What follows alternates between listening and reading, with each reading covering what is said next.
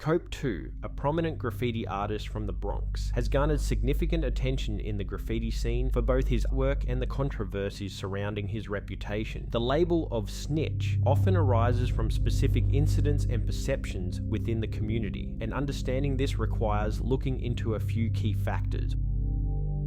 Incidents of alleged cooperation with authorities. Cope2's reputation took a hit due to allegations that he cooperated with law enforcement in various situations. For example, in some interviews, he has mentioned being approached by police and discussing certain aspects of graffiti culture. This has led some in the community to view him as someone who compromises the unwritten rules of loyalty among graffiti writers. 2. Statements in the media. Throughout his career, Cope2 has participated in numerous interviews and documentaries. While discussing his experiences, he sometimes shares stories that involve interactions with the police or other writers. Critics argue that by recounting these stories, especially if they implicate others, he is undermining the collective ethos of the graffiti community, which traditionally values silence about illegal activities. 3. Online and community backlash. The graffiti community is tight-knit, and once a reputation is established, it can be hard to shake. Cope2 has faced backlash on social media platforms and graffiti forums,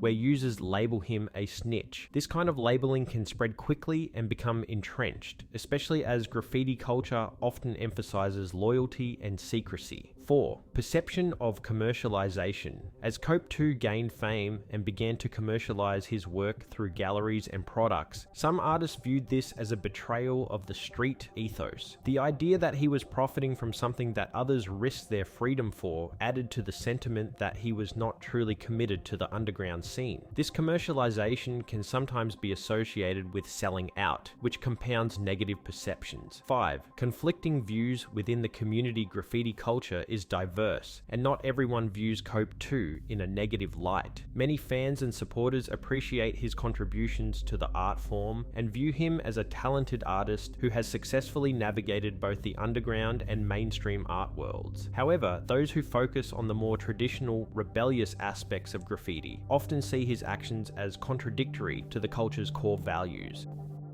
But most people know Cope2 as a snitch from the Utah and Ether situation. Cope2 was involved in a controversy where he allegedly snitched on Utah and Ether after he found out that Utah and Ether were in the city of New York, painting on his home ground. He reportedly informed the authorities about their activities, which escalated the tension between them. Shortly after, Utah and Ether explained this. After narrowly escaping a set-up raid by foot chase on the snowy streets of Jeremiah Avenue, we drove around the surrounding streets to pick up our lookout, who we then realized was on the phone with Cope2. Cope2 immediately became frustrated and frantic, yelling on the phone and insisting that he is not a snitch, even though no one ever accused him of being one at that point in time. And at that very moment, we didn't even think if someone snitched on us or not. We thought it was really weird at the time, almost like he was trying to set up an alibi, but subliminally calling himself out for snitching. Utah and Ether ended up moving to Asia to avoid the authorities within America, where something interesting happened there. And by this time, Utah and Ether worked it out by then that Cope2 was the one who was in fact snitching, allegedly. Cope2 then retaliated by capping all the stuff that he could of Utah and Ether's work around New York and various other places, to which then he allegedly paid someone in Asia to then cap a bunch of Utah and Ether's stuff with his famous Cope throwy, because Cope2 didn't want to go over there and do it himself. It has also been alleged that there is paperwork that proves that Cope2 in fact snitched on Utah and Ether and other writers, which is easily available to read online. Though all these incidents happened long ago now, Cope2 still gets backlash to this day and is often referred to as a snitch or a rat, or people put the rat emoji in some of his posts on Instagram. It's still very, very well known, well speculated that he is allegedly a snitch and a rat. Once a snitch, always a snitch. Once a rumor starts, or even if it isn't a rumor, once something starts, it never really goes away. Bear that in mind, that all this is allegedly what happened. In summary, the label of snitch attached to Cope2 is a culmination of alleged cooperation with law enforcement, controversial media statements, community backlash, perceptions of commercialization, and a divide in views within the graffiti community. While he has made significant contributions to graffiti art, the complexities of his reputation reflect broader tensions between street culture and the art world. Ultimately, the perception of Cope2 Cope2 as a snitch is rooted in the values and norms of a community that prizes loyalty and secrecy above all. And I also wanted to note that this video is coming from an unbiased standpoint. I don't hate Cope2, nor am I defending him. At the end of the day, everything's just up for your personal interpretation. Who really knows if facts are actually facts? All this is just off internet research. We don't know the true